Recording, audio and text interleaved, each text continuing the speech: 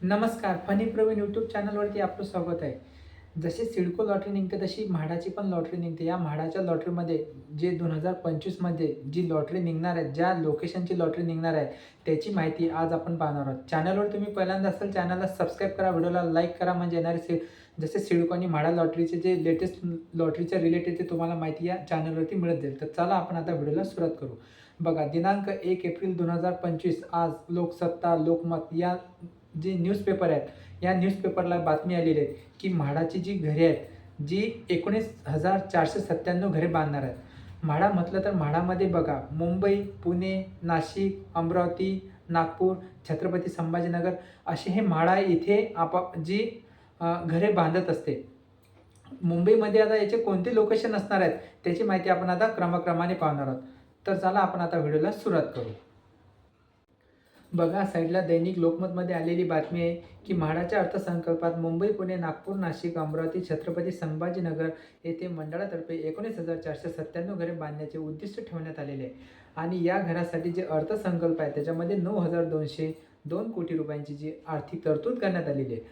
म्हाडाच्या 2025-26च्या अर्थसंकल्प प्राधिकरणात सादर करण्यात आला. प्राधिकरणाच्या 2025-26च्या जे 15,956 कोटीच्या अर्थसंकल्पाला व 2024 आणि 25च्या 10,901 कोटी रुपयाच्या सुधारित अर्थसंकल्पाला प्राधिकरणाची मंजुरी मिळालेली आहे.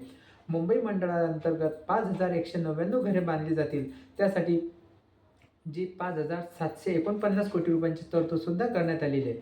या मुंबईच्या लोकेशनमध्ये जी पुनर्विकासाचे प्रकल्प आहेत, जे नवीन प्रकल्प आहेत, हे म्हाडाच्या अंतर्गत येतात आणि जे म्हाडाच्या अंतर्गत म्हाडा ही घरे बांधली जात असतात.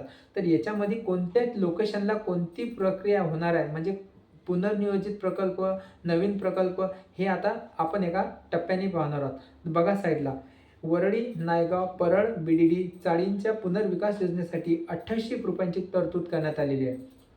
जोगेश्वरी पूर्व येथील पीएमजीची कॉलनी पुनर्विकास प्रकल्पासाठी 350 कोटी रुपयांची तरतूद करण्यात आलेली आहे. वांद्रे पश्चिम येथील परीत खाडी पुनर्विकास प्रकल्पासाठी 205 कोटी रुपयांची तरतूद करण्यात आलेली आहे. गोरेगाव सिद्धार्थनगर येथे सदनिका उभारण्यासाठी 573 कोटी रुपयांची तरतूद करण्यात आलेली आहे. परळ येथील जिजामाता नगर भूखंडावर मुला व मुलींच्या निवासांसाठी वसतिगृह उभारण्यासाठी 20 कोटी रुपयांची तरतूद करण्यात आलेली आहे. गिरणी कामगारांच्या घरांसाठी 57.50 कोटी रुपयांची तरतूद करण्यात आलेली आहे. बोरिवली सर्वे क्रमांक 160 वरील योजनेसाठी 200 कोटी रुपयांची तरतूद करण्यात आलेली आहे. संजय गांधी राष्ट्रीय उद्यानातील पुनर्वसन प्रकल्पासाठी 200 कोटी रुपयाची तरतूद करण्यात आलेली आहे. पहाडी गोरेगाव प्रकल्पासाठी 177.79 कोटी रुपयांची तरतूद करण्यात आलेली आहे. मालवणी झोपडपट्टी सुधार प्रकल्पासाठी 50 कोटी रुपयांची तरतूद करण्यात आलेली आहे. मागाठाणे बोरिवली योजनेसाठी 85 कोटी रुपयाची तरतूद करण्यात आलेली आहे.